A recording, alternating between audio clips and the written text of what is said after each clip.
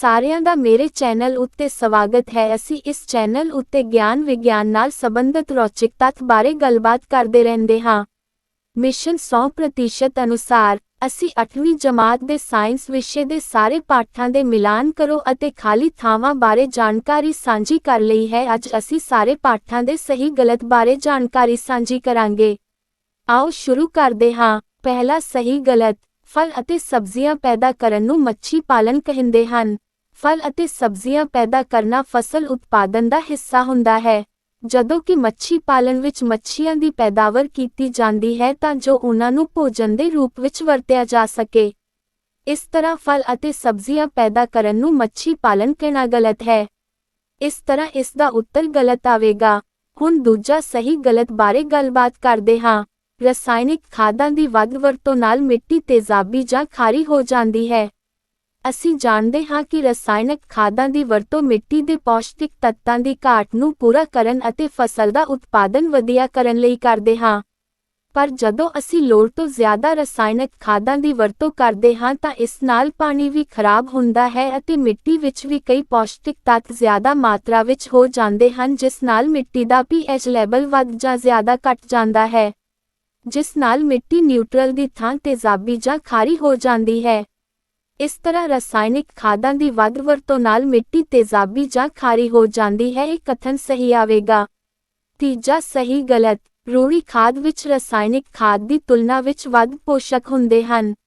ਰੂੜੀ ਖਾਦ, ਜਿਸ ਨੂੰ ਅਸੀਂ ਦੇਸੀ ਖਾਦ ਵੀ ਕਹਿੰਦੇ ਹਾਂ, ਜੋ ਕਿ ਜਾਨਵਰਾਂ ਦੇ ਮਲ ਤਿਆਗ ਪਦਾਰਥਾਂ ਅਤੇ ਪੌਦਿਆਂ ਦੇ ਪੱਤੇ ਜਾਂ ਰਹਿੰਦ ਖੂਹਣ ਤੋਂ ਬਣਦੀ ਹੈ, ਜਿਸ ਵਿੱਚ ਮਲੜ ਕਾਫੀ ਮਾਤਰਾ ਅਤੇ ਬਾਕੀ ਪੌਸ਼ਟਿਕ ਤੱਤ ਵੀ ਥੋੜੀ ਮਾਤਰਾ ਵਿੱਚ ਹੁੰਦੇ ਹਨ। ਪਰ ਰਸਾਇਣਕ ਖਾਦ ਫੈਕਟਰੀ ਵਿੱਚ ਤਿਆਰ ਕੀਤੀ ਹੋਈ ਜੋ ਕਿ ਪੌਸ਼ਟਿਕ ਤੱਤਾਂ ਨਾਲ ਭਰਪੂਰ ਹੁੰਦੀ ਹੈ। ਇਸ ਤਰ੍ਹਾਂ ਰੂੜੀ ਖਾਦ ਵਿੱਚ ਰਸਾਇਣਿਕ ਖਾਦ ਦੀ ਤੁਲਨਾ ਵਿੱਚ ਵੱਧ ਪੋਸ਼ਕ ਹੁੰਦੇ ਹਨ। ਇਹ ਕਥਨ ਗਲਤ ਹੈ। ਚੌਥਾ ਸਹੀ ਗਲਤ। ਮਿੱਟੀ ਪੁੱਟਣ ਲਈ ਸੁਹਾਗੇ ਦੀ ਵਰਤੋਂ ਕੀਤੀ ਜਾਂਦੀ ਹੈ। ਲੱਕੜੀ ਦੇ ਇੱਕ ਮੋਟੇ ਫੱਟਿਆਂ ਵਾਲੇ ਵਾਹੀ ਜ਼ਮੀਨ ਨੂੰ ਪੱਧਰਾ ਕਰਨ ਵਾਲੇ ਦੋ ਜੋਗਾਂ ਨਾਲ ਚੱਲਣ ਵਾਲੇ ਖੇਤੀ ਸੰਦ ਨੂੰ ਸੁਹਾਗਾ ਕਹਿੰਦੇ ਹਨ। ਸੁਹਾਗੇ ਦੀ ਵਰਤੋਂ ਵਾਹੀ ਹੋਈ ਜ਼ਮੀਨ ਵਿੱਚ ਉੱਠੇ ਡਲਿਆਂ ਨੂੰ ਭੰਨਣ ਲਈ, ਤੋੜਨ ਲਈ ਕੀਤੀ ਜਾਂਦੀ ਹੈ। ਸੁਹਾਗਾ ਫੇਰਨ ਨਾਲ ਵਹੀ ਹੋਈ ਜ਼ਮੀਨ ਤੇ ਧੁੱਪ ਤੇ ਗਰਮੀ ਦਾ ਘੱਟ ਅਸਰ ਹੋਣ ਕਾਰਨ ਜ਼ਮੀਨ ਵਿੱਚ ਨਮੀ ਬਣੀ ਰਹਿੰਦੀ ਹੈ। ਸੁਹਾਗਾ ਪਹਿਲਾਂ ਬਲਦਾਂ ਦੀਆਂ ਦੋ ਜੋੜੀਆਂ ਜਾਂ ਇੱਕ ਜੋੜੀ ਜਾਂ ਇੱਕ ਊਠ ਨਾਲ ਚਲਾਇਆ ਜਾਂਦਾ ਸੀ, ਪਰ ਅੱਜ ਮਸ਼ੀਨੀਕਰਨ ਦਾ ਦੌਰ ਆ ਗਿਆ ਹੈ। ਇਸ ਲਈ ਅੱਜ ਦੇ ਸਮੇਂ ਵਿੱਚ ਸੁਹਾਗੇ ਲੱਕੜ ਦੇ ਵੀ ਬਣਦੇ ਹਨ ਤੇ ਲੋਹੇ ਦੇ ਵੀ ਅਤੇ ਟਰੈਕਟਰ ਨਾਲ ਚਲਾਏ ਜਾਂਦੇ ਹਨ। ਬਲਦਾਂ ਦੀਆਂ ਜੋੜੀਆਂ ਤੇ ਊਠਾਂ ਨਾਲ ਚੱਲਣ ਵਾਲੇ ਸੁਹਾਗੇ ਅੱਜ ਦੇ ਪੇਂਡੂ ਤੇ ਸ਼ਹਿਰੀ ਸਮਾਜ ਵਿੱਚੋਂ ਅਲੋਪ ਹੋ ਰਹੇ ਹਨ। ਇਸ ਤਰ੍ਹਾਂ ਸੁਹਾਗੇ ਨਾਲ ਮਿੱਟੀ ਨੂੰ ਪੱਟਿਆ ਨਹੀਂ ਜਾ ਸਕਦਾ। ਇਸ ਲਈ ਮਿੱਟੀ ਪੁੱਟਣ ਲਈ ਸੁਹਾਗੇ ਦੀ ਵਰਤੋਂ ਕੀਤੀ ਜਾਂਦੀ ਹੈ। ਇਹ ਕਥਨ ਗਲਤ ਹੈ। ਪੰਜਵਾਂ ਸਹੀ ਗਲਤ। ਦੰਦਰਾਲ ਅਜਿਹਾ ਖੇਤੀ ਸੰਦ ਹੈ ਜਿਸ ਦੀ ਵਰਤੋਂ ਨਦੀਨ ਕੱਢਣ ਲਈ ਕੀਤੀ ਜਾਂਦੀ ਹੈ। ਨਦੀਨ ਉਹ ਵਾਧੂ ਜਾਂ ਬੇਲੋੜੇ ਪੌਦੇ ਹੁੰਦੇ ਹਨ ਜੋ ਫਸਲਾਂ ਦੇ ਪੌਸ਼ਟਿਕ ਤੱਤਾਂ ਨੂੰ ਆਪ ਵਰਤ ਕੇ ਫਸਲਾਂ ਦੇ ਵਾਧੇ ਅਤੇ ਝਾੜ ਨੂੰ ਘੱਟ ਕਰ ਦਿੰਦੇ ਹਨ। ਇਹਨਾਂ ਨੂੰ ਖੇਤਾਂ ਵਿੱਚੋਂ ਬਾਹਰ ਕੱਢਣ ਲਈ ਦੰਦਰਾਲ ਖੁਰਪੀ ਅਤੇ ਅੱਜ ਕੱਲ੍ਹ ਦੇ ਕੁਝ ਆਧੁਨਿਕ ਸਾਧਨਾਂ ਦੀ ਵਰਤੋਂ ਕੀਤੀ ਜਾਂਦੀ ਹੈ। ਇਸ ਤਰ੍ਹਾਂ ਦੰਦਰਾਲ ਅਜਿਹਾ ਖੇਤੀ ਸੰਦ ਹੈ ਜਿਸ ਦੀ ਵਰਤੋਂ ਨਦੀਨ ਕੱਢਣ ਲਈ ਕੀਤੀ ਜਾਂਦੀ ਹੈ। ਇਹ ਕਥਨ ਸਹੀ ਹੈ। ਛੇਵਾਂ ਸਹੀ ਗਲਤ। ਨੰਗੀ ਅੱਖ ਨਾਲ ਸਾਰੇ ਜੀਵ ਵੇਖੇ ਜਾ ਸਕਦੇ ਹਨ। ਸੰਸਾਰ ਬਹੁਤ ਸਾਰੇ ਇੱਕ ਸ਼ੈਲੀ ਅਤੇ ਬਹੁ-ਸ਼ੈਲੀ ਜੀਵਾਂ ਨਾਲ ਭਰਿਆ ਹੋਇਆ ਹੈ, ਜਿਨ੍ਹਾਂ ਵਿੱਚੋਂ ਸਾਨੂੰ ਸਾਰੇ ਜੀਵ ਅੱਖ ਨਾਲ ਦਿਖਾਈ ਨਹੀਂ ਦਿੰਦੇ, ਜਿਵੇਂ ਕਿ ਸੂਖਮ ਜੀਵ ਜਿਨ੍ਹਾਂ ਨੂੰ ਅਸੀਂ ਸੂਖਮਦਰਸ਼ੀ ਤੋਂ ਬਿਨਾਂ ਅੱਖ ਨਾਲ ਨਹੀਂ ਦੇਖ ਸਕਦੇ। ਇਸ ਤਰ੍ਹਾਂ ਨੰਗੀ ਅੱਖ ਨਾਲ ਸਾਰੇ ਜੀਵ ਵੇਖੇ ਜਾ ਸਕਦੇ ਹਨ। ਇਹ ਕਥਨ ਗਲਤ ਆਵੇਗਾ। ਸੱਤਵਾਂ ਸਹੀ ਗਲਤ। ਐਂਟਨ ਵੈਨ ਲੀeuwenhoek ਪਹਿਲਾ ਵਿਅਕਤੀ ਸੀ ਜਿਸ ਨੇ ਇੱਕ ਸੈੱਲੀ ਸੂਖਮ ਜੀਵਾਂ ਦੀ ਵਿਆਖਿਆ ਕੀਤੀ। ਐਂਟਨ ਵੈਨ ਲੀeuwenhoek ਡੱਚ ਵਿਗਿਆਨ ਅਤੇ ਤਕਨਾਲੋਜੀ ਦੇ ਸੁਨਹਿਰੀ ਯੁੱਗ ਵਿੱਚ ਇੱਕ ਡੱਚ ਮਾਈਕਰੋਬਾਇਓਲੋਜਿਸਟ ਅਤੇ ਮਾਈਕਰੋਸਕੋਪਿਸਟ ਸੀ। ਵਿਗਿਆਨ ਵਿੱਚ ਇੱਕ ਵੱਡੇ ਪੱਧਰ ਤੇ ਸਵੈ ਸਿੱਖਿਅਤ ਵਿਅਕਤੀ। ਉਸ ਨੂੰ ਆਮ ਤੌਰ ਤੇ ਮਾਈਕਰੋਬਾਇਓਲੋਜੀ ਦਾ ਪਿਤਾ ਵਜੋਂ ਜਾਣਿਆ ਜਾਂਦਾ ਹੈ। ਇਹਨਾਂ ਵੱਲੋਂ ਇੱਕ ਸ਼ੈਲੀ ਸੂਖਮ ਜੀਵਾਂ ਦੀ ਵਿਆਖਿਆ ਕੀਤੀ ਹੈ। ਇਸ ਤਰ੍ਹਾਂ ਇਹ ਕਥਨ ਸਹੀ ਹੈ। ਅੱਠਵਾਂ ਸਹੀ ਗਲਤ। ਪੈਨਸਿਲੀਨ ਪੈਨੀਸਿਲੀਅਮ ਨੋਟਾਟਮ ਤੋਂ ਤਿਆਰ ਕੀਤੀ ਜਾਂਦੀ ਹੈ। ਪੈਨਿਸਿਲਿਨ ਇੱਕ ਮਨੁੱਖ ਦੀ ਬਿਮਾਰੀਆਂ ਨਾਲ ਲੜਨ ਵਾਲੀ ਐਂਟੀਬਾਇਓਟਿਕ ਦਵਾਈ ਹੈ ਜਿਸ ਦੀ ਖੋਜ ਅਲੈਗਜ਼ੈਂਡਰ ਫਲੇਮਿੰਗ ਦੁਆਰਾ ਕੀਤੀ ਗਈ ਸੀ। ਇਸ ਖੋਜ ਨੇ ਮਨੁੱਖੀ ਸਭਿਅਤਾ ਦਾ ਇਤਿਹਾਸ ਹੀ ਬਦਲ ਕੇ ਰੱਖ ਦਿੱਤਾ। ਇਸ ਦਵਾਈ ਦੀ ਵਰਤੋਂ ਨਾਲ ਇਨਸਾਨੀ ਮੌਤ ਦਰ ਵਿੱਚ ਭਾਰੀ ਕਮੀ ਆਈ ਅਤੇ ਇਨਸਾਨੀ ਜ਼ਿੰਦਗੀ ਦੀ ਗੁਣਵੱਤਾ ਵਿੱਚ ਵਾਧਾ ਹੋਇਆ। ਇਸ ਦਵਾਈ ਨੂੰ ਬਣਾਉਣ ਲਈ ਪੈਨਸਿਲੀਅਮ ਨੋਟਾਟਮ ਦੀ ਵਰਤੋਂ ਕੀਤੀ ਜਾਂਦੀ ਹੈ। ਇਸ ਤਰ੍ਹਾਂ ਪੈਨੀਸਿਲੀਅਮ ਨੋਟਾਟਮ ਤੋਂ ਤਿਆਰ ਕੀਤੀ ਜਾਂਦੀ ਹੈ। ਇਹ ਕਥਨ ਸਹੀ ਹੈ। 9ਵਾਂ ਸਹੀ ਗਲਤ। ਸੂਖਮਜੀਵ ਜੋ ਪੌਦਿਆਂ ਅਤੇ ਜੰਤੂਆਂ ਲਈ ਲਾਭਕਾਰੀ ਹੁੰਦੇ ਹਨ ਉਹਨਾਂ ਨੂੰ ਰੋਗਜਨਕ ਕਹਿੰਦੇ ਹਨ। ਰੋਗਜਨਕ ਸੂਖਮਜੀਵਾਂ ਜੀਵਾਣੂ ਵਿਸ਼ਾਣੂਆਂ ਦਾ ਸਮੂਹ ਹੁੰਦਾ ਹੈ ਜੋ ਕਿ ਪੌਦਿਆਂ ਅਤੇ ਜੰਤੂਆਂ ਵਿੱਚ ਬਿਮਾਰੀਆਂ ਫੈਲਾਉਂਦੇ ਹਨ। ਇਸ ਤਰ੍ਹਾਂ ਸੂਖਮਜੀਵ ਜੋ ਪੌਦਿਆਂ ਅਤੇ ਜੰਤੂਆਂ ਲਈ ਲਾਭਕਾਰੀ ਹੁੰਦੇ ਹਨ ਉਹਨਾਂ ਨੂੰ ਰੋਗਜਨਕ ਕਹਿੰਦੇ ਹਨ। ਇਹ ਕਥਨ ਗਲਤ ਹੈ। 10ਵਾਂ ਸਹੀ ਗਲਤ। ਪਥਰਾਟ ਬਾਲਣ ਪ੍ਰਯੋਗਸ਼ਾਲਾ ਵਿੱਚ ਬਣ ਸਕਦੇ ਹਨ। ਪਥਰਾਟ ਬਾਲਣ ਵਿੱਚ ਕੋਲਾ ਪੈਟਰੋਲੀਅਮ ਅਤੇ ਕੁਦਰਤੀ ਗੈਸ ਹੁੰਦੀ ਹੈ ਜੋ ਕਰੋੜਾਂ ਸਾਲਾਂ ਬਾਅਦ ਪੌਦਿਆਂ ਅਤੇ ਜੰਤੂਆਂ ਦੇ ਸਰੀਰ ਦੇ ਕਾਰਬਨੀਕਰਨ ਤੋਂ ਬਾਅਦ ਪ੍ਰਾਪਤ ਹੁੰਦੇ ਹਨ। ਜੇਕਰ ਇੱਕ ਵਾਰ ਸਮਾਪਤ ਹੋ ਗਏ ਤਾਂ ਸਾਨੂੰ ਕਰੋੜਾਂ ਸਾਲਾਂ ਬਾਅਦ ਮਿਲਣਗੇ, ਇਸ ਲਈ ਅਸੀਂ ਇਹਨਾਂ ਨੂੰ ਪ੍ਰਯੋਗਸ਼ਾਲਾ ਵਿੱਚ ਨਹੀਂ ਬਣਾ ਸਕਦੇ। ਇਸ ਤਰ੍ਹਾਂ ਪਥਰਾਟ ਬਾਲਣ ਪ੍ਰਯੋਗਸ਼ਾਲਾ ਵਿੱਚ ਬਣ ਸਕਦੇ ਹਨ। ਇਹ ਕਥਨ ਗਲਤ ਹੈ। 11ਵਾਂ ਸਹੀ ਗਲਤ। CNG ਡੀਜ਼ਲ ਨਾਲੋਂ ਵਧੇਰੇ ਪ੍ਰਦੂਸ਼ਣ ਕਰਦੀ ਹੈ। CNG ਇੱਕ ਨਪੀੜਤ ਕੁਦਰਤੀ ਗੈਸ ਹੈ ਜੋ ਕਿ ਇੱਕ ਸਾਫ਼ ਬਾਲਣ ਹੈ ਜਿਸ ਨੂੰ ਜਲਾਉਣ ਤੋਂ ਬਾਅਦ ਹਾਨੀਕਾਰਕ ਗੈਸਾਂ ਅਤੇ ਬੇਲੋੜਾ ਪਦਾਰਥ ਪੈਦਾ ਨਹੀਂ ਹੁੰਦਾ।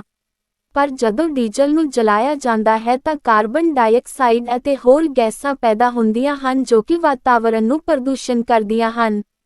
ਇਸ ਤਰ੍ਹਾਂ CNG ਡੀਜ਼ਲ ਨਾਲੋਂ ਵਧੇਰੇ ਪ੍ਰਦੂਸ਼ਣ ਕਰਦੀ ਹੈ। ਇਹ ਕਥਨ ਗਲਤ ਹੈ। 12ਵਾਂ ਸਹੀ ਗਲਤ। ਕੋਕ ਕਾਰਬਨ ਦਾ ਸ਼ੁੱਧ ਰੂਪ ਹੈ। ਇਹ ਬਿਲਕੁਲ ਸਹੀ ਹੈ। ਕੋਕ ਕਾਰਬਨ ਦਾ ਸ਼ੁੱਧ ਰੂਪ ਹੁੰਦਾ ਹੈ। 13ਵਾਂ ਸਹੀ ਗਲਤ। ਕੋਲਾ ਅਤੇ ਪੈਟਰੋਲੀਅਮ ਅਸੀਮਤ ਕੁਦਰਤੀ ਸਾਧਨ ਹਨ। ਅਸੀਂ ਅੱਜ ਹੀ ਸਮਝਿਆ ਹੈ ਕਿ ਪਥਰਾਟ ਬਾਲਣ ਵਿੱਚ ਕੋਲਾ ਪੈਟਰੋਲੀਅਮ ਅਤੇ ਕੁਦਰਤੀ ਗੈਸ ਹੁੰਦੀ ਹੈ ਜੋ ਕਰੋੜਾਂ ਸਾਲਾਂ ਬਾਅਦ ਪੌਦਿਆਂ ਅਤੇ ਜੰਤੂਆਂ ਦੇ ਸਰੀਰ ਦੇ ਕਾਰਬਨੀਕਰਨ ਤੋਂ ਬਾਅਦ ਪ੍ਰਾਪਤ ਹੁੰਦੇ ਹਨ। ਜੇਕਰ ਇੱਕ ਵਾਰ ਸਮਾਪਤ ਹੋ ਗਏ ਤਾਂ ਸਾਨੂੰ ਕਰੋੜਾਂ ਸਾਲਾਂ ਬਾਅਦ ਮਿਲਣਗੇ, ਇਸ ਲਈ ਅਸੀਂ ਇਹਨਾਂ ਨੂੰ ਪ੍ਰਯੋਗਸ਼ਾਲਾ ਵਿੱਚ ਨਹੀਂ ਬਣਾ ਸਕਦੇ। ਇਹ ਸੀਮਤ ਸਾਧਨ ਹਨ, ਇਸ ਲਈ ਕੋਲਾ ਅਤੇ ਪੈਟਰੋਲੀਅਮ ਅਸੀਮਤ ਕੁਦਰਤੀ ਸਾਧਨ ਹਨ। ਇਹ ਕਥਨ ਗਲਤ ਹੈ। 14ਵਾਂ ਸਹੀ ਗਲਤ। ਕੋਲਤਾਰ ਬਹੁਤ ਤੱਤਾਂ ਦਾ ਮਿਸ਼ਰਣ ਹੈ। ਜੀ ਹਾਂ, ਕੋਲਤਾਰ 200 ਤੱਤਾਂ ਦਾ ਮਿਸ਼ਰਣ ਹੈ, ਇਸ ਲਈ ਕੋਲਤਾਰ ਬਹੁਤ ਤੱਤਾਂ ਦਾ ਮਿਸ਼ਰਣ ਹੈ। ਇਹ ਕਥਨ ਸਹੀ ਹੈ। 15ਵਾਂ ਸਹੀ ਗਲਤ। ਕਪੂਰ ਦਾ ਜਲਣਾ ਇੱਕ ਤੇਜ਼ ਬਲਨ ਹੈ। ਕਪੂਰ ਦਾ ਜਲਣਾ ਇੱਕ ਧੀਮੀ ਬਲਨ ਕਿਰਿਆ ਹੈ, ਇਸ ਲਈ ਇਸ ਕਥਨ ਦਾ ਜਵਾਬ ਗਲਤ ਆਵੇਗਾ। 16ਵਾਂ ਸਹੀ ਗਲਤ। ਬਲਨ ਇੱਕ ਭੌਤਿਕ ਤਬਦੀਲੀ ਹੈ। ਜਦੋਂ ਬਲਨ ਕਿਰਿਆ ਹੁੰਦੀ ਹੈ ਤਾਂ ਨਵਾਂ ਪਦਾਰਥ ਜਾਂ ਗੈਸਾਂ ਦੀ ਉਤਪਤੀ ਹੁੰਦੀ ਹੈ। ਉਦਾਹਰਨ ਵਜੋਂ ਜਦੋਂ ਲੱਕੜ ਨੂੰ ਜਲਾਇਆ ਜਾਂਦਾ ਹੈ ਤਾਂ ਸਵਾਹ ਅਤੇ ਕਾਰਬਨ ਡਾਈਆਕਸਾਈਡ ਗੈਸ ਪੈਦਾ ਹੁੰਦੀ ਹੈ। ਇਹ ਸਭ ਰਸਾਇਣਕ ਤਬਦੀਲੀ ਵਿੱਚ ਹੁੰਦਾ ਹੈ, ਇਸ ਲਈ ਬਲਨ ਇੱਕ ਭੌਤਿਕ ਤਬਦੀਲੀ ਹੈ। ਇਹ ਕਥਨ ਗਲਤ ਹੈ। 17ਵਾਂ ਸਹੀ ਗਲਤ। ਬਲਨ ਲਈ ਹਵਾ ਜ਼ਰੂਰੀ ਹੈ। ਬਲਨ ਕਿਰਿਆ ਹੋਣ ਵਿੱਚ ਆਕਸੀਜਨ ਮਦਦ ਕਰਦਾ ਹੈ, ਇਸ ਲਈ ਬਲਨ ਲਈ ਹਵਾ ਜ਼ਰੂਰੀ ਹੈ। ਇਹ ਕਥਨ ਸਹੀ ਹੈ। 18ਵਾਂ ਸਹੀ ਗਲਤ। ਤੇਲ ਨਾਲ ਸ਼ੁਰੂ ਹੋਈ ਅੱਗ ਪਾਣੀ ਨਾਲ ਬੁਝਾਈ ਜਾ ਸਕਦੀ ਹੈ। ਤੇਲ ਦੁਆਰਾ ਪੈਦਾ ਕੀਤੀ ਅੱਗ ਨੂੰ ਪਾਣੀ ਦੁਆਰਾ ਕਾਬੂ ਨਹੀਂ ਕੀਤਾ ਜਾ ਸਕਦਾ। ਇਸ ਨੂੰ ਸਿਰਫ ਮਿੱਟੀ ਨਾਲ ਹੀ ਅਲੱਗ ਕੀਤਾ ਜਾਂਦਾ ਹੈ ਕਿਉਂਕਿ ਮਿੱਟੀ ਤੇਲ ਨੂੰ ਆਕਸੀਜਨ ਜਾਂ ਹਵਾ ਦੇ ਸੰਪਰਕ ਤੋਂ ਤੋੜ ਦਿੰਦੀ ਹੈ। ਇਸ ਲਈ ਤੇਲ ਨਾਲ ਸ਼ੁਰੂ ਹੋਈ ਅੱਗ ਪਾਣੀ ਨਾਲ ਬੁਝਾਈ ਜਾ ਸਕਦੀ ਹੈ। ਇਹ ਕਥਨ ਗਲਤ ਹੈ। 19ਵਾਂ ਸਹੀ ਗਲਤ। ਰੁੱਖਾਂ ਦਾ ਕੱਟਣਾ ਜੰਗਲਾਂ ਦੀ ਤਬਾਹੀ ਦਾ ਇੱਕ ਕੁਦਰਤੀ ਕਾਰਨ ਹੈ। ਰੁੱਖਾਂ ਦਾ ਕੱਟਣਾ ਜੰਗਲਾਂ ਦੀ ਤਬਾਹੀ ਦਾ ਇੱਕ ਮਨੁੱਖ ਦੁਆਰਾ ਬਣਾਇਆ ਗਿਆ ਕਾਰਨ ਹੈ, ਕਿਉਂਕਿ ਮਨੁੱਖ ਆਪਣੀਆਂ ਉਦਯੋਗਿਕ ਲੋੜਾਂ, ਇਮਾਰਤੀ ਲੱਕੜੀ ਅਤੇ ਦਵਾਈਆਂ ਬਣਾਉਣ ਲਈ ਰੁੱਖਾਂ ਨੂੰ ਕੱਟ ਰਿਹਾ ਹੈ। ਇਸ ਲਈ ਰੁੱਖਾਂ ਦਾ ਕੱਟਣਾ ਜੰਗਲਾਂ ਦੀ ਤਬਾਹੀ ਦਾ ਇੱਕ ਕੁਦਰਤੀ ਕਾਰਨ ਹੈ। ਇਹ ਕਥਨ ਗਲਤ ਹੈ। 20ਵਾਂ ਸਹੀ ਗਲਤ। ਅੰਤਰਰਾਸ਼ਟਰੀ ਪੱਧਰ ਦੀਆਂ ਜਲਗਾਹਾਂ ਨੂੰ ਰਾਮਸਰ ਜਲਗਾਹਾਂ ਕਹਿੰਦੇ ਹਨ। ਇਹ ਕਥਨ ਸਹੀ ਹੈ। 21ਵਾਂ ਸਹੀ ਗਲਤ। ਰਹਿਮਾਪੁਰ ਤਖਣੀ ਜੰਗਲੀ ਜੀਵ ਸੁਰੱਖਿਆ ਰੱਖ ਪੰਜਾਬ ਦੇ ਹੁਸ਼ਿਆਰਪੁਰ ਜ਼ਿਲ੍ਹੇ ਵਿੱਚ ਸਥਿਤ ਹੈ। ਜੰਗਲੀ ਜੀਵ ਸੁਰੱਖਿਆ ਰੱਖ ਜੰਗਲਾਂ ਅਤੇ ਜੰਗਲੀ ਜੀਵਾਂ ਦੀ ਹੋਂਦ ਨੂੰ ਬਚਾਉਣ ਲਈ ਬਣਾਏ ਗਏ ਹਨ। ਇਹਨਾਂ ਵਿੱਚ ਉਹ ਜੀਵ ਜੰਤੂ ਹੁੰਦੇ ਹਨ ਜਿਨ੍ਹਾਂ ਦੀਆਂ ਪ੍ਰਜਾਤੀਆਂ ਅਲੋਪ ਹੋਣ ਕੰਢੇ ਹਨ। ਇਸ ਤਰ੍ਹਾਂ ਦਾ ਜੰਗਲੀ ਜੀਵ ਸੁਰੱਖਿਆ ਰੱਖ ਹੁਸ਼ਿਆਰਪੁਰ ਵਿੱਚ ਹੈ, ਇਸ ਲਈ ਰਹਿਮਾਪੁਰ ਤਖਣੀ ਜੰਗਲੀ ਜੀਵ ਸੁਰੱਖਿਆ ਰੱਖ ਪੰਜਾਬ ਦੇ ਹੁਸ਼ਿਆਰਪੁਰ ਜ਼ਿਲ੍ਹੇ ਵਿੱਚ ਸਥਿਤ ਹੈ। ਆਹ ਕਥਨ ਸਹੀ ਹੈ। 22ਵਾਂ ਸਹੀ ਗਲਤ। ਪੰਡਾ ਰਾਜਸਥਾਨ ਦਾ ਖੇਤਰੀ ਜੰਤੂ ਹੈ। ਰਾਜਸਥਾਨ ਦੇ ਦੋ ਜਾਨਵਰ ਊਠ ਅਤੇ ਚਿੰਕਾਰਾ ਖੇਤਰੀ ਜਾਨਵਰ ਹਨ। ਚਿੰਕਾਰਾ ਨੂੰ 1981 ਵਿੱਚ ਰਾਜ ਜਾਨਵਰ ਘੋਸ਼ਿਤ ਕੀਤਾ ਗਿਆ ਸੀ। ਇਸ ਨੂੰ ਇੱਕ ਛੋਟਾ ਹਿਰਨ ਵੀ ਕਿਹਾ ਜਾਂਦਾ ਹੈ। ਊਠ, ਜਿਸ ਨੂੰ ਮਾਰੂਥਲ ਦਾ ਜਹਾਜ਼ ਕਿਹਾ ਜਾਂਦਾ ਹੈ, ਇਸ ਨੂੰ 2014 ਵਿੱਚ ਖੇਤਰੀ ਪਸ਼ੂ ਐਲਾਨਿਆ ਗਿਆ ਹੈ। ਇਸ ਲਈ ਪੰਡਾ ਰਾਜਸਥਾਨ ਦਾ ਖੇਤਰੀ ਜੰਤੂ ਹੈ। ਇਹ ਕਥਨ ਗਲਤ ਹੈ। 23ਵਾਂ ਸਹੀ ਗਲਤ। ਊਠ ਪੰਜਾਬ ਦਾ ਰਾਜ ਪਸ਼ੂ ਹੈ। ਇਹ ਗਲਤ ਹੈ ਕਿਉਂਕਿ ਊਠ ਰਾਜਸਥਾਨ ਦਾ ਰਾਜ ਪਸ਼ੂ ਐਲਾਨਿਆ ਹੋਇਆ ਹੈ ਅਤੇ ਪੰਜਾਬ ਦਾ ਰਾਜ ਪਸ਼ੂ ਕਾਲਾ ਹਿਰਨ ਹੈ। 24ਵਾਂ ਸਹੀ ਗਲਤ। ਕਿਸੇ ਥਾਂ ਦੇ ਜੀਵ ਜੰਤੂਆਂ ਵਿੱਚ ਜੜ੍ਹੀਆਂ, ਬੂਟੀਆਂ, ਝਾੜੀਆਂ ਅਤੇ ਰੁੱਖ ਸ਼ਾਮਲ ਹੁੰਦੇ ਹਨ। ਇਹ ਕਥਨ ਗਲਤ ਹੈ ਕਿਉਂਕਿ ਕਿਸੇ ਥਾਂ ਦੇ ਜੀਵ ਜੰਤੂਆਂ, ਜੜ੍ਹੀਆਂ, ਬੂਟੀਆਂ, ਝਾੜੀਆਂ ਅਤੇ ਰੁੱਖ ਸ਼ਾਮਲ ਹੁੰਦੇ ਹਨ ਨੂੰ ਜੈਵਿਕ ਵਿਭਿੰਨਤਾ ਕਿਹਾ ਜਾਂਦਾ ਹੈ। 25ਵਾਂ ਸਹੀ ਗਲਤ। ਅੰਡੇ ਦੇਣ ਵਾਲੇ ਜੰਤੂਆਂ ਨੂੰ ਅੰਡਾਸ ਕਹਿੰਦੇ ਹਨ। ਪ੍ਰਜਨਨ ਪ੍ਰਣਾਲੀ ਦੋ ਤਰ੍ਹਾਂ ਨਾਲ ਲਿੰਗੀ ਕਿਰਿਆ ਰਾਹੀਂ ਹੁੰਦੀ ਹੈ, ਅੰਡੇ ਦੇਣ ਨਾਲ ਅਤੇ ਦੂਜਾ ਬੱਚਾ ਪੈਦਾ ਕਰਨ ਨਾਲ। ਅਸੀਂ ਜਾਣਦੇ ਹਾਂ ਕਿ ਅੰਡੇ ਦੇਣ ਵਾਲੇ ਜੰਤੂਆਂ ਨੂੰ ਅੰਡਸ ਕਿਹਾ ਜਾਂਦਾ ਹੈ। ਇਸ ਲਈ ਅੰਡੇ ਦੇਣ ਵਾਲੇ ਜੰਤੂਆਂ ਨੂੰ ਅੰਡਾਸ ਕਹਿੰਦੇ ਹਨ। ਇਹ ਕਥਨ ਸਹੀ ਹੈ। 26ਵਾਂ ਸਹੀ ਗਲਤ। ਹਰ ਸ਼ੁਕਰਾਣੂ ਇੱਕ ਸੈੱਲ ਤੋਂ ਬਣਿਆ ਹੁੰਦਾ ਹੈ। ਸ਼ੁਕਰਾਣੂ ਲਿੰਗੀ ਪ੍ਰਜਨਨ ਪ੍ਰਣਾਲੀ ਦਾ ਮਹੱਤਵਪੂਰਨ ਰੋਲ ਅਦਾ ਕਰਨ ਵਾਲਾ ਭਾਗ ਹੈ। ਇਹ ਅੰਡਾਣੂ ਨਾਲ ਮਿਲ ਕੇ ਨਿਸ਼ੇਚਨ ਕਿਰਿਆ ਨਾਲ ਯੁਗਮਜ ਬਣਾਉਂਦੇ ਹਨ। ਇਹ ਸ਼ੁਕਰਾਣੂ ਇੱਕ ਸੈੱਲ ਤੋਂ ਬਣੇ ਹੁੰਦੇ ਹਨ। ਇਸ ਲਈ ਹਰ ਸ਼ੁਕਰਾਣੂ ਇੱਕ ਸੈੱਲ ਤੋਂ ਬਣਿਆ ਹੁੰਦਾ ਹੈ। ਇਹ ਕਥਨ ਸਹੀ ਹੈ। 27ਵਾਂ ਸਹੀ ਗਲਤ। ਹਾਈਡਰਾ ਦੋ ਖੰਡਨ ਵਿਧੀ ਰਾਹੀਂ ਪ੍ਰਜਨਨ ਕਰਦਾ ਹੈ। ਦੋ ਖੰਡਨ ਪ੍ਰਣਾਲੀ ਰਾਹੀਂ ਪ੍ਰਜਨਨ ਵਿੱਚ ਸੈੱਲ ਦੋ ਭਾਗਾਂ ਵਿੱਚ ਵੰਡਿਆ ਜਾਂਦਾ ਹੈ। ਇਹ ਪ੍ਰਕਿਰਿਆ ਅਮੀਬਾ ਵਿੱਚ ਹੁੰਦੀ ਹੈ। ਹਾਈਡਰਾ ਕਲੀਆਂ ਰਾਹੀਂ ਪ੍ਰਜਨਨ ਕਰਦਾ ਹੈ। ਇਹ ਅਲਿੰਗੀ ਪ੍ਰਜਨਨ ਦੀ ਇੱਕ ਵਿਧੀ ਹੈ। ਇਸ ਕਿਰਿਆ ਵਿੱਚ ਹਾਈਡਰਾ ਦੇ ਸਰੀਰ ਦੇ ਹੇਠਲੇ ਹਿੱਸੇ ਤੋਂ ਇੱਕ ਛੋਟੀ ਜਿਹੀ ਗੰਧ ਵਰਗੀ ਰਚਨਾ ਨਿਕਲਦੀ ਹੈ ਜਿਹੜੀ ਕਲੀ ਵਿੱਚ ਵਿਕਸਿਤ ਹੋ ਜਾਂਦੀ ਹੈ। ਇਹ ਕਲੀ ਮੁੱਖ ਜੀਵ ਦੇ ਸਰੀਰ ਤੋਂ ਵੱਖ ਹੋ ਜਾਂਦੀ ਹੈ ਅਤੇ ਇੱਕ ਨਵੇਂ ਹਾਈਡਰਾ ਵਿੱਚ ਵਿਕਸਿਤ ਹੋ ਜਾਂਦੀ ਹੈ। ਇਸ ਤਰ੍ਹਾਂ ਹਾਈਡਰਾ ਦੋ ਖੰਡਨ ਵਿਧੀ ਰਾਹੀਂ ਪ੍ਰਜਨਨ ਕਰਦਾ ਹੈ। ਇਹ ਕਥਨ ਗਲਤ ਹੈ। 28ਵਾਂ ਸਹੀ ਗਲਤ। ਨਿਸ਼ੇਚਨ ਕਿਰਿਆ ਰਾਹੀਂ ਯੁਗਮਜ ਪੈਦਾ ਹੁੰਦਾ ਹੈ। ਅਸੀਂ ਹੁਣੇ ਹੀ ਸਮਝਿਆ ਹੈ ਕਿ ਸ਼ੁਕਰਾਣੂ ਲਿੰਗੀ ਪ੍ਰਜਨਨ ਪ੍ਰਣਾਲੀ ਦਾ ਮਹੱਤਵਪੂਰਨ ਰੋਲ ਅਦਾ ਕਰਨ ਵਾਲਾ ਭਾਗ ਹੈ। ਇਹ ਅੰਡਾਣੂ ਨਾਲ ਮਿਲ ਕੇ ਨਿਸ਼ੇਚਨ ਕਿਰਿਆ ਨਾਲ ਯੁਗਮਜ ਬਣਾਉਂਦੇ ਹਨ। ਇਸ ਲਈ ਨਿਸ਼ੇਚਨ ਕਿਰਿਆ ਰਾਹੀਂ ਯੁਗਮਜ ਪੈਦਾ ਹੁੰਦਾ ਹੈ। ਇਹ ਕਥਨ ਸਹੀ ਹੈ। 29ਵਾਂ ਸਹੀ ਗਲਤ। ਮਨੁੱਖ ਵਿੱਚ ਬਾਹਰੀ ਨਿਸ਼ੇਚਨ ਕਿਰਿਆ ਹੁੰਦੀ ਹੈ। ਮਨੁੱਖ ਵਿੱਚ ਨਿਸ਼ੇਚਨ ਕਿਰਿਆ ਅੰਦਰੂਨੀ ਹੁੰਦੀ ਹੈ। ਮਨੁੱਖਾਂ ਵਿੱਚ ਨਰ ਯੁਗਮਕ ਨੂੰ ਸ਼ੁਕਰਾਣੂ ਕਿਹਾ ਜਾਂਦਾ ਹੈ ਅਤੇ ਮਾਦਾ ਯੁਗਮਕ ਨੂੰ ਅੰਡਾਣੂ ਕਿਹਾ ਜਾਂਦਾ ਹੈ। ਮਾਦਾ ਪ੍ਰਜਨਨ ਪ੍ਰਣਾਲੀ ਵਿੱਚ ਕਿਸੇ ਅੰਡਕੋਸ਼ ਦੁਆਰਾ ਇੱਕ ਅੰਡਾਣੂ ਪੈਦਾ ਕੀਤਾ ਜਾਂਦਾ ਹੈ। ਅੰਡਾਣੂ ਅੰਡ ਵਹਿਣੀ ਜਾਂ ਫੈਲੋਪੀਅਨ ਟਿਊਬ ਤੱਕ ਪਹੁੰਚਦਾ ਹੈ। ਅੰਡ ਵਹਿਣੀ ਵਿੱਚ ਹੀ ਅੰਡਾਣੂ ਅਤੇ ਸ਼ੁਕਰਾਣੂ ਮਿਲਦੇ ਹਨ ਜਿਸ ਦੇ ਸਿੱਟੇ ਵਜੋਂ ਯੁਗਮਜ ਦਾ ਨਿਰਮਾਣ ਹੁੰਦਾ ਹੈ। ਇਸ ਕਿਰਿਆ ਨੂੰ ਨਿਸ਼ੇਚਨ ਕਿਹਾ ਜਾਂਦਾ ਹੈ। ਇਸ ਲਈ ਮਨੁੱਖ ਵਿੱਚ ਬਾਹਰੀ ਨਿਸ਼ੇਚਨ ਕਿਰਿਆ ਹੁੰਦੀ ਹੈ। ਇਹ ਕਥਨ ਗਲਤ ਹੈ। 30ਵਾਂ ਸਹੀ ਗਲਤ। ਕਿਸ਼ੋਰਾਂ ਨੂੰ ਸੰਤੁਲਿਤ ਭੋਜਨ ਦੀ ਜ਼ਰੂਰਤ ਨਹੀਂ ਹੁੰਦੀ।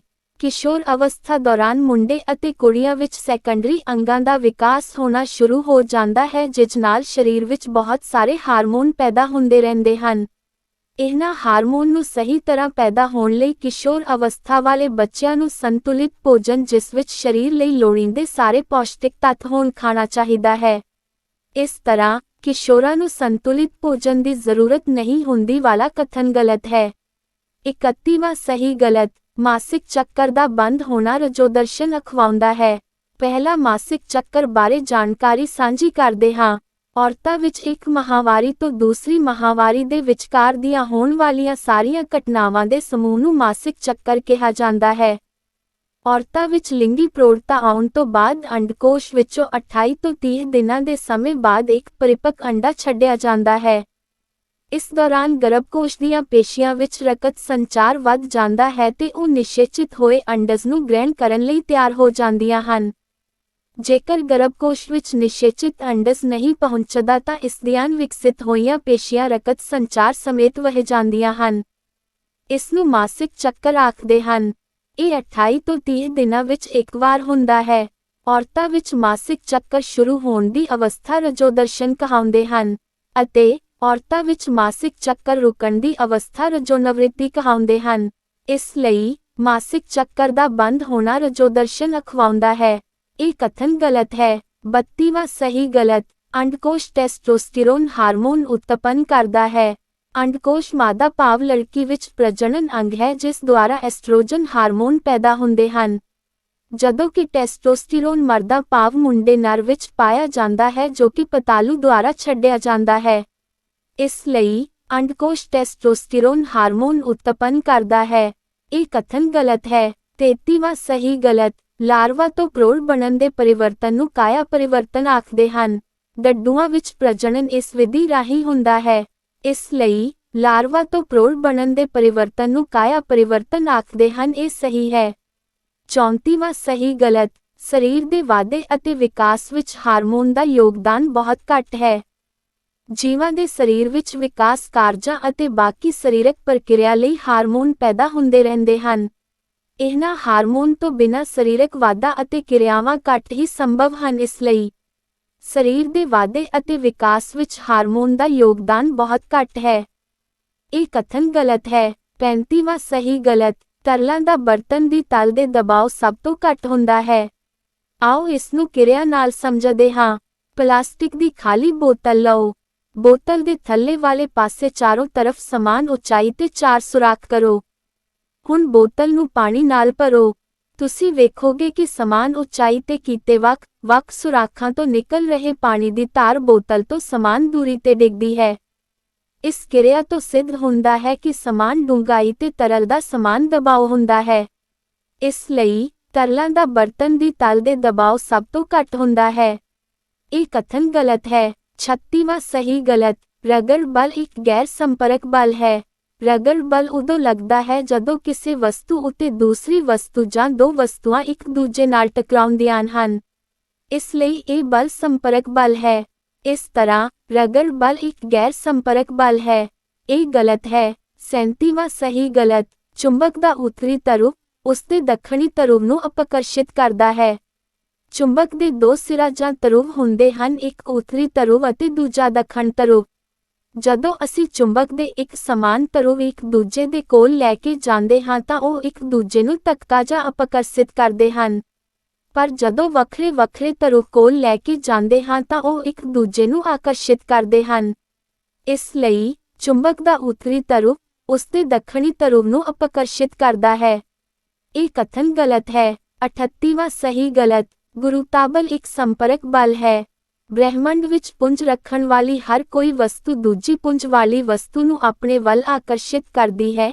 ਇਸ ਬਲ ਨੂੰ ਗੁਰੁਤਾਕਰਸ਼ਣ ਬਲ ਕਹਿੰਦੇ ਹਨ।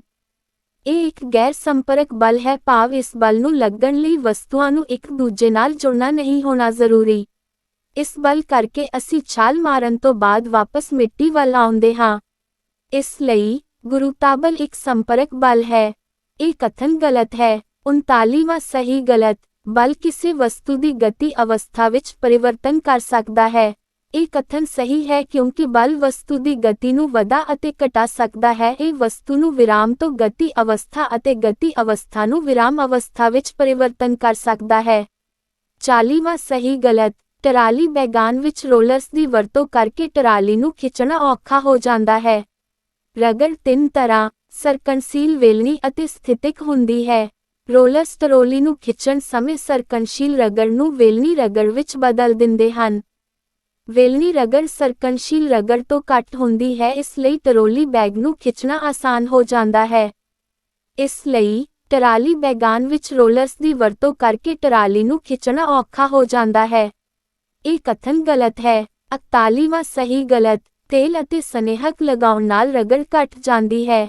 ਰਗੜ ਦੋ ਵਸਤੂਆਂ ਦੇ ਸੰਪਰਕ ਨਾਲ ਪੈਦਾ ਹੁੰਦੀ ਹੈ। ਜਦੋਂ ਅਸੀਂ ਤੇਲ ਅਤੇ ਸਨੇਹਕ ਲਗਾਉਂਦੇ ਹਾਂ ਤਾਂ ਦੋ ਵਸਤੂਆਂ ਦੇ ਸੰਪਰਕ ਵਿੱਚ ਤਰਲ ਪਦਾਰਥ ਆ ਜਾਂਦਾ ਹੈ, ਜਿਸ ਨਾਲ ਵਸਤੂਆਂ ਦੇ ਸੰਪਰਕ ਵਿੱਚ ਗੈਪ ਆ ਜਾਂਦਾ ਹੈ, ਜਿਸ ਨਾਲ ਰਗੜ ਘਟ ਜਾਂਦੀ ਹੈ। ਇਸ ਲਈ ਤੇਲ ਅਤੇ ਸਨੇਹਕ ਲਗਾਉਣ ਨਾਲ ਰਗੜ ਘਟ ਜਾਂਦੀ ਹੈ। ਇਹ ਕਥਨ ਸਹੀ ਹੈ। 42ਵਾਂ ਸਹੀ ਗਲਤ। ਅਸੀਂ ਤਿਲਕਣੇ ਰਾਹ ਤੇ ਰੇਤ ਛਿੜਕ ਕੇ ਰਗੜ ਵਧਾ ਸਕਦੇ ਹਾਂ।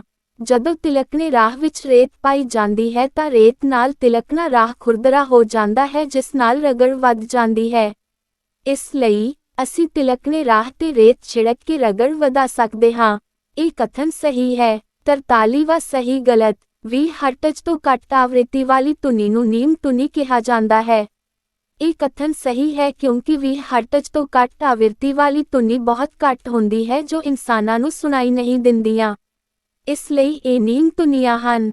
44ਵਾਂ ਸਹੀ ਗਲਤ। ਧੁਨੀ ਖਲਾ ਵਿੱਚ ਸੰਚਾਰ ਕਰ ਸਕਦੀ ਹੈ। ਧੁਨੀ ਨੂੰ ਸੰਚਾਰ ਕਰਨ ਲਈ ਮਾਧਿਅਮ ਦੀ ਜ਼ਰੂਰਤ ਹੁੰਦੀ ਹੈ। ਮਾਧਿਅਮ ਭਾਵ ਕੱਚ, ਪਾਣੀ, ਹਵਾ ਜਾਂ ਠੋਸ। ਖਲਾ ਵਿੱਚ ਕੋਈ ਵੀ ਮਾਧਿਅਮ ਨਹੀਂ ਹੁੰਦਾ, ਇਸ ਲਈ ਧੁਨੀ ਖਲਾ ਵਿੱਚ ਸੰਚਾਰ ਨਹੀਂ ਕਰ ਸਕਦੀ। ਇਸ ਲਈ ਧੁਨੀ ਖਲਾ ਵਿੱਚ ਸੰਚਾਰ ਕਰ ਸਕਦੀ ਹੈ। ਇਹ ਕਥਨ ਗਲਤ ਹੈ। 45ਵਾਂ ਸਹੀ ਗਲਤ। 80 dB ਤੋਂ ਵੱਧ ਪ੍ਰਬਲਤਾ ਵਾਲੀ ਧੁਨੀ ਹਾਨੀਕਾਰਕ ਹੁੰਦੀ ਹੈ। ਇਹ ਕਥਨ ਸਹੀ ਹੈ ਕਿਉਂਕਿ ਇਹ ਧੁਨੀਆਂ ਸਾਡੇ ਸਰੀਰ ਨੂੰ ਨੁਕਸਾਨ ਦਿੰਦੀਆਂ ਹਨ ਕਿਉਂਕਿ ਇਹਨਾਂ ਨੂੰ ਸਾਡਾ ਸਰੀਰ ਸੰਭਾਲ ਨਹੀਂ ਸਕਦਾ। 46ਵਾਂ ਸਹੀ ਗਲਤ। ਸ਼ੇਰ ਦੀ ਧੁਨੀ ਦੀ ਆਵਿਰਤੀ ਮੱਛਰ ਦੀ ਧੁਨੀ ਦੀ ਆਵਿਰਤੀ ਤੋਂ ਵੱਧ ਹੁੰਦੀ ਹੈ। ਆਵਿਰਤੀ ਸਾਨੂੰ ਦੱਸਦੀ ਹੈ ਕਿ ਪ੍ਰਤੀ ਸੈਕਿੰਡ ਵਿੱਚ ਕਿੰਨੀਆਂ ਕੰਪਨਾਂ ਹੁੰਦੀਆਂ ਹਨ। ਸ਼ੇਰ ਦੀ ਧੁਨੀ ਭਾਰੀ ਹੁੰਦੀ ਹੈ ਜਿਸ ਕਾਰਨ ਇਸ ਦੀ ਆਵਿਰਤੀ ਘੱਟ ਹੁੰਦੀ ਹੈ। ਇਸ ਲਈ ਸ਼ੇਰ ਦੀ ਧੁਨੀ ਦੀ ਆਵਿਰਤੀ ਮੱਛਰ ਦੀ ਧੁਨੀ ਦੀ ਆਵਿਰਤੀ ਤੋਂ ਵੱਧ ਹੁੰਦੀ ਹੈ। ਇਹ ਕਥਨ ਗਲਤ ਹੈ। 47ਵਾਂ ਸਹੀ ਗਲਤ। ਧੁਨੀ ਦੀ ਪਿੱਚ ਉਸਦੇ ਕੰਪਨਾਂ ਦੇ ਆਯਾਮ ਤੇ ਨਿਰਭਰ ਕਰਦੀ ਹੈ। ਆਯਾਮ ਧੁਨੀ ਦੇ ਪਾਰਪਣ ਬਾਰੇ ਗੱਲਬਾਤ ਕਰਦੀ ਹੈ ਜਦੋਂ ਕਿ ਧੁਨੀ ਦੀ ਪਿੱਚ ਕੰਪਨਾਂ ਦੀ ਗਿਣਤੀ ਜਿਸ ਅਨੁਸਾਰ ਆਵਾਜ਼ ਤਿੱਖੀ ਹੈ ਜਾਂ ਨਹੀਂ ਬਾਰੇ ਜਾਣਕਾਰੀ ਦਿੰਦੀ ਹੈ। ਇਸ ਲਈ ਧੁਨੀ ਦੀ ਪਿੱਚ ਉਸਦੇ ਕੰਪਨਾਂ ਦੇ ਆਯਾਮ ਤੇ ਨਿਰਭਰ ਕਰਦੀ ਹੈ। ਇਹ ਕਥਨ ਗਲਤ ਹੈ। 48ਵਾਂ ਸਹੀ ਗਲਤ। ਧੁਨੀ ਧਾਗੇ ਵਿੱਚੋਂ ਸੰਚਾਰ ਨਹੀਂ ਕਰ ਸਕਦੀ। ਧੁਨੀ ਨੂੰ ਸੰਚਾਰ ਲਈ ਮਾਧਿਅਮ ਦੀ ਜ਼ਰੂਰਤ ਹੁੰਦੀ ਹੈ। ਇਹ ਠੋਸ, ਤਰਲ ਅਤੇ ਗੈਸ ਭਾਵ ਹਵਾ ਵਿੱਚੋਂ ਲੰਘ ਸਕਦੀ ਹੈ। ਧਾਗਾ ਇੱਕ ਠੋਸ ਪਦਾਰਥ ਹੈ ਜਿਸ ਵਿੱਚੋਂ ਧੁਨੀ ਸੰਚਾਰ ਕਰ ਲੈਂਦੀ ਹੈ। ਇਸ ਤਰ੍ਹਾਂ ਧੁਨੀ ਧਾਗੇ ਵਿੱਚੋਂ ਸੰਚਾਰ ਨਹੀਂ ਕਰ ਸਕਦੀ। ਇਹ ਕਥਨ ਗਲਤ ਹੈ। 49ਵਾਂ ਸਹੀ ਗਲਤ। ਤਰਲਾਂ ਵਿੱਚੋਂ ਬਿਜਲੀ ਤਾਰਾਂ ਨਹੀਂ ਲੰਘਦੀ। ਤਰਲ ਪਦਾਰਥਾਂ ਵਿੱਚ ਧਨ ਅਤੇ ਰਿਣ ਚਾਰਜ ਹੁੰਦੇ ਹਨ ਜਿਸ ਕਰਕੇ ਬਿਜਲੀ ਤਾਰਾ ਤਰਲਾਂ ਵਿੱਚੋਂ ਲੰਘ ਜਾਂਦੀ ਹੈ। ਇਸ ਲਈ ਤਰਲਾਂ ਵਿੱਚੋਂ ਬਿਜਲੀ ਤਾਰਾ ਨਹੀਂ ਲੰਘਦੀ। ਇਹ ਕਥਨ ਗਲਤ ਹੈ। 50ਵਾਂ ਸਹੀ ਗਲਤ। ਬਿਜਲੀ ਮੁਲੰਮਾਕਰਨ ਬਿਜਲੀ ਤਾਰਾ ਦੇ ਤਾਪਨ ਪ੍ਰਭਾਵ ਦੀ ਵਰਤੋਂ ਨਾਲ ਹੁੰਦਾ ਹੈ। ਬਿਜਲੀ ਮੁਲੰਮਾਕਰਨ ਰਾਹੀਂ ਧਾਤਾਂ ਉੱਤੇ ਹੋਰ ਧਾਤਾਂ ਦੀਆਂ ਪਰਤਾਂ ਚੜ੍ਹਾਈਆਂ ਜਾਂਦੀਆਂ ਹਨ ਜੋ ਕਿ ਬਿਜਲੀ ਤਾਰਾ ਦੇ ਤਾਪਨ ਪ੍ਰਭਾਵ ਨਾਲ ਕੰਮ ਨਹੀਂ ਕਰਦਾ। ਇਸ ਲਈ ਬਿਜਲੀ ਮੁਲੰਮਾਕਰਨ ਬਿਜਲੀ ਤਾਰਾ ਦੇ ਤਾਪਨ ਪ੍ਰਭਾਵ ਦੀ ਵਰਤੋਂ ਨਾਲ ਹੁੰਦਾ ਹੈ। ਇਹ ਕਥਨ ਗਲਤ ਹੈ। 51ਵਾਂ ਸਹੀ ਗਲਤ। ਬਿਜਲੀ ਟੈਸਟਰ ਦੀ ਵਰਤੋਂ ਕਰਕੇ ਅਸੀਂ ਪਤਾ ਕਰ ਸਕਦੇ ਹਾਂ ਕਿ ਕਿਸੇ ਤਾਰ ਜਾਂ ਯੰਤਰ ਵਿੱਚ ਬਿਜਲੀ ਤਾਰਾ ਹੈ ਜਾਂ ਨਹੀਂ। ਇਹ ਕਥਨ ਬਿਲਕੁਲ ਸਹੀ ਹੈ। 52ਵਾਂ ਸਹੀ ਗਲਤ। ਨਕਲੀ ਗਹਿਣੇ ਸੋਨੇ ਦੇ ਗਹਿਣਿਆਂ ਤੋਂ ਮਹਿੰਗੇ ਹੁੰਦੇ ਹਨ। ਇਹ ਕਥਨ ਗਲਤ ਹੈ ਕਿਉਂਕਿ ਨਕਲੀ ਗਹਿਣੇ ਸਸਤੀ ਧਾਤ ਦੇ ਹੁੰਦੇ ਹਨ। 53ਵਾਂ ਸਹੀ ਗਲਤ। ਲੋਹੇ ਦੇ ਉੱਪਰ ਕ੍ਰੋਮੀਅਮ ਦੀ ਪਰਤ ਚੜਾਉਣ ਨੂੰ ਗੈਲਵੇਨਾਈਜ਼ੇਸ਼ਨ ਕਹਿੰਦੇ ਹਨ। ਇਹ ਕਥਨ ਗਲਤ ਹੈ ਕਿਉਂਕਿ ਲੋਹੇ ਦੇ ਉੱਪਰ ਜ਼ਿੰਕ ਦੀ ਪਰਤ ਚੜਾਉਣ ਨੂੰ ਗੈਲਵੇਨਾਈਜ਼ੇਸ਼ਨ ਕਹਿੰਦੇ ਹਨ। 54ਵਾਂ ਸਹੀ ਗਲਤ। ਚੱਕਰਵਾਤ, ਹਰੀਕੇਨ ਅਤੇ ਟਾਈਫੂਨ ਸਾਰੇ ਤਾਪਖੰਡੀ ਤੂਫਾਨ ਹਨ। ਇਹ ਕਥਨ ਸਹੀ ਹੈ। 55ਵਾਂ ਸਹੀ ਗਲਤ। ਆਕਾਸ਼ੀ ਬਿਜਲੀ ਦੀ ਗਰਜ ਅਤੇ ਚਮਕ ਸਮੇਂ ਸਾਨੂੰ ਕਿਸੇ ਵੱਡੇ ਰੁੱਖ ਹੇਠਾਂ ਜਾਂ ਖੰਭੇ ਹੇਠਾਂ ਪਨਾਹ ਲੈਣੀ ਚਾਹੀਦੀ ਹੈ। ਆਕਾਸ਼ੀ ਬਿਜਲੀ ਦੀ ਗਰਜ ਅਤੇ ਚਮਕ ਸਮੇਂ ਸਾਨੂੰ ਕਿਸੇ ਵੱਡੇ ਰੁੱਖ ਹੇਠਾਂ ਜਾਂ ਖੰਭੇ ਹੇਠਾਂ ਪਨਾਹ ਨਹੀਂ ਲੈਣੀ ਚਾਹੀਦੀ ਕਿਉਂਕਿ ਆਕਾਸ਼ੀਨ ਬਿਜਲੀ ਕਈ ਵਾਰੀ ਜ਼ਮੀਨ ਉੱਤੇ ਡਿੱਗ ਜਾਂਦੀ ਹੈ। ਇਸ ਲਈ ਇਹ ਕਥਨ ਗਲਤ ਹੈ। 56ਵਾਂ ਸਹੀ ਗਲਤ। ਉੱਚੀਆਂ ਇਮਾਰਤਾਂ ਅਤੇ ਵੱਡੇ ਟਾਵਰਾਂ ਨੂੰ ਆਕਾਸ਼ੀ ਬਿਜਲੀ ਤੋਂ ਬਚਾਉਣ ਲਈ ਆਕਾਸ਼ੀ ਬਿਜਲੀ ਚਾਲਕ ਦੀ ਵਰਤੋਂ ਕੀਤੀ ਜਾਂਦੀ ਹੈ। ਬਿਜਲੀ ਚਾਲਕ ਅਜਿਹਾ ਯੰਤਰ ਹੈ ਜਿਸ ਦੀ ਵਰਤੋਂ ਉੱਚੀਆਂ ਇਮਾਰਤਾਂ ਨੂੰ ਆਕਾਸ਼ੀ ਬਿਜਲੀ ਤੋਂ ਬਚਾਉਣ ਲਈ ਕੀਤੀ ਜਾਂਦੀ ਹੈ। ਇਹ ਤ੍ਰਿਸ਼ੂਲ ਦੇ ਆਕਾਰ ਦੀ ਧਾਤ ਦੀ ਇੱਕ ਪੱਤੀ ਹੁੰਦੀ ਹੈ ਜਿਸ ਨੂੰ ਤਾਂਬੇ ਦੀ ਤਾਰ ਨਾਲ ਜੋੜਿਆ ਜਾਂਦਾ ਹੈ ਅਤੇ ਤਾਰ ਦਾ ਦੂਜਾ ਸਿਰਾ ਧਰਤੀ ਹੇਠਾਂ ਦਬਾਇਆ ਜਾਂਦਾ ਹੈ। ਆਕਾਸ਼ੀ ਬਿਜਲੀ ਚਮਕਣ ਵੇਲੇ ਧਾਤਵੀ ਪੱਤੀ ਦੁਆਰਾ ਬਿਜਲੀ ਚਾਰਜ ਪ੍ਰਾਪਤ ਕਰਕੇ ਤਾਂਬੇ ਦੀ ਤਾਰ ਰਾਹੀਂ ਧਰਤੀ ਵਿੱਚ ਭੇਜ ਦਿੱਤਾ ਜਾਂਦਾ ਹੈ ਅਤੇ ਇਮਾਰਤ ਦਾ ਨੁਕਸਾਨ ਨਹੀਂ ਹੁੰਦਾ। ਇਸ ਲਈ ਉੱਚੀਆਂ ਇਮਾਰਤਾਂ ਅਤੇ ਵੱਡੇ ਟਾਵਰਾਂ ਨੂੰ ਆਕਾਸ਼ੀ ਬਿਜਲੀ ਤੋਂ ਬਚਾਉਣ ਲਈ ਆਕਾਸ਼ੀ ਬਿਜਲੀ ਚਾਲਕ ਦੀ ਵਰਤੋਂ ਕੀਤੀ ਜਾਂਦੀ ਹੈ। ਇਹ ਕਥਨ ਸਹੀ ਹੈ। 57ਵਾਂ ਸਹੀ ਗਲਤ। ਹਵਾ ਦੀ ਚਾਲ ਸੀਜ਼ਮੋਗ੍ਰਾਫ ਨਾਲ ਮਾਪੀ ਜਾਂਦੀ ਹੈ। ਸੀਜ਼ਮੋਗ੍ਰਾਫ ਦੀ ਵਰਤੋਂ ਨਾਲ ਭੂਚਾਲ ਦੀ ਤੀਬਰਤਾ ਨੂੰ ਮਾਪਿਆ ਜਾਂਦਾ ਹੈ। ਇਸ ਲਈ ਹਵਾ ਦੀ ਚਾਲ ਸੀਜ਼ਮੋਗ੍ਰਾਫ ਨਾਲ ਮਾਪੀ ਜਾਂਦੀ ਹੈ। ਇਹ ਕਥਨ ਗਲਤ ਹੈ। 58ਵਾਂ ਸਹੀ ਗਲਤ। ਆਕਾਸ਼ੀ ਬਿਜਲੀ ਸਮੇਂ ਛਤਰੀ ਦੀ ਵਰਤੋਂ ਨਾ ਕਰੋ। ਇਹ ਕਥਨ ਸਹੀ ਹੈ ਕਿਉਂਕਿ ਛਤਰੀ ਨਾਲ ਆਕਾਸ਼ੀਨ ਬਿਜਲੀ ਸੰਪਰਕ ਕਰਕੇ ਥੱਲੇ ਆ ਸਕਦੀ ਹੁੰਦੀ ਹੈ। 59ਵਾਂ ਸਹੀ ਗਲਤ। ਮੋਮਬੱਤੀ ਪ੍ਰਕਾਸ਼ ਦਾ ਕੁਦਰਤੀ ਸੋਮਾ ਹੈ। ਮੋਮਬੱਤੀ ਇਨਸਾਨਾਂ ਦੁਆਰਾ ਬਣਾਇਆ ਗਿਆ ਪਦਾਰਥ ਹੈ, ਇਸ ਲਈ ਇਹ ਪ੍ਰਕਾਸ਼ ਦਾ ਕੁਦਰਤੀ ਸਰੋਤ ਨਹੀਂ ਹੈ। ਇਸ ਲਈ ਮੋਮਬੱਤੀ ਪ੍ਰਕਾਸ਼ ਦਾ ਕੁਦਰਤੀ ਸੋਮਾ ਹੈ। ਇਹ ਕਥਨ ਗਲਤ ਹੈ। 66ਵਾਂ ਸਹੀ ਗਲਤ। ਰੈਟੀਨਾ ਅੱਖ ਦੇ ਡੇਲੇ ਦੀ ਸਭ ਤੋਂ ਬਾਹਰੀ ਪਰਤ ਹੁੰਦੀ ਹੈ। ਰੈਟੀਨਾ ਅੱਖ ਦੇ ਅੰਦਰ ਵਾਲਾ ਉਹ ਹਿੱਸਾ ਹੈ ਜਿੱਥੇ ਲੈਂਜ਼ ਤੋਂ ਪ੍ਰਕਾਸ਼ ਹੁੰਦਾ ਹੋਇਆ ਪ੍ਰਤੀਬਿੰਬ ਬਣਾਉਂਦਾ ਹੈ। ਇਸ ਤਰ੍ਹਾਂ ਰੈਟੀਨਾ ਅੱਖ ਦੇ ਡੇਲੇ ਦੀ ਸਭ ਤੋਂ ਬਾਹਰੀ ਪਰਤ ਹੁੰਦੀ ਹੈ। ਇਹ ਕਥਨ ਗਲਤ ਹੈ। 61ਵਾਂ ਸਹੀ ਗਲਤ। ਆਈਸ ਦੇ ਵਿਚਕਾਰਲੇ ਛੇਦ ਨੂੰ ਪੁਤਲੀ ਕਹਿੰਦੇ ਹਨ। ਇਹ ਕਥਨ ਸਹੀ ਹੈ। ਪੁਤਲੀ ਪ੍ਰਕਾਸ਼ ਨੂੰ ਨਿਯਮਤ ਮਾਤਰਾ ਵਿੱਚ ਜਾਣ ਲਈ ਕੰਟਰੋਲ ਕਰਦੀ ਹੈ। 62ਵਾਂ ਸਹੀ ਗਲਤ। ਹਨੇਰੇ ਦੇ ਜੀਵ ਕੇਵਲ ਉਜਲੇ ਪ੍ਰਕਾਸ਼ ਵਿੱਚ ਹੀ ਵੇਖ ਸਕਦੇ ਹਨ। ਇਹ ਕਥਨ ਗਲਤ ਹੈ। 63ਵਾਂ ਸਹੀ ਗਲਤ। ਚੁਣੌਤੀ ਵਾਲੇ ਨੇਤਰਹੀਣਾਂ ਲਈ ਲਿਖਣ ਦੀ ਬਰੇਲ ਪ੍ਰਣਾਲੀ ਦੀ ਕਾਢ ਹੈਲੇਨ ਕੀਲਰ ਨੇ ਕੱਢੀ ਸੀ। ਇਹ ਕਥਨ ਗਲਤ ਹੈ ਕਿਉਂਕਿ ਇਸ ਭਾਸ਼ਾ ਦੀ ਖੋਜ ਲੋਕਸ ਬਰੇਲ ਨੇ ਕੀਤੀ। ਇਸ ਤਰ੍ਹਾਂ ਅਸੀਂ ਅੱਜ 8ਵੀਂ ਜਮਾਤ ਦੇ ਸਾਇੰਸ ਦੇ 13 ਪਾਠਾਂ ਦੇ ਸਹੀ ਗਲਤ ਬਾਰੇ ਗੱਲਬਾਤ ਕੀਤੀ ਹੈ। ਮੈਨੂੰ ਉਮੀਦ ਹੈ ਵੀਡੀਓ ਦੀ ਜਾਣਕਾਰੀ ਪਸੰਦ ਆਈ ਹੋਵੇਗੀ। ਜੇਕਰ ਵੀਡੀਓ ਪਸੰਦ ਆਈ ਹੋਵੇ ਤਾਂ ਵੀਡੀਓ ਨੂੰ ਲਾਈਕ ਅਤੇ ਚੈਨਲ ਨੂੰ ਸਬਸਕ੍ਰਾਈਬ ਜ਼ਰੂਰ ਕਰੋ। ਅਗਲੀ ਵੀਡੀਓ ਵਿੱਚ ਸਾਇੰਸ ਵਿਸ਼ੇ ਦੇ ਪਾਠਾਂ ਦੇ ਪ੍ਰਸ਼ਨ ਬਾਰੇ ਗੱਲਬਾਤ ਕਰਾਂਗੇ।